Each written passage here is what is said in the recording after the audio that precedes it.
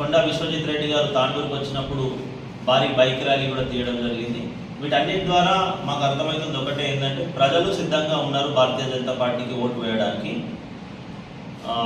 అసలు ఈ ఎలక్షన్ దేశానికి సంబంధించింది, మోడీకి సంబంధించింది. దీంట్లో వేరే ఆలోచన లేదు. రేవంత్ రెడ్డి గురించో లేకుంటే రంజిత్ రెడ్డి గురించో కాంగ్రెస్ పార్టీ గురించో ఆలోచించే పరిస్థితి లేదు.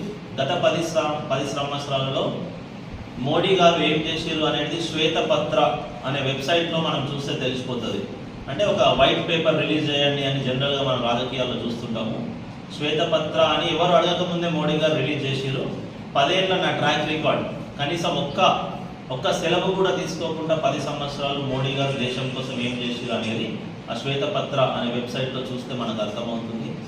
దాన్ని ప్రజల ముందటికి పెట్టి ఓట్లు అడుగుతున్నాం. ఎస్, ఖచ్చితంగా మోడీ పేరు మీద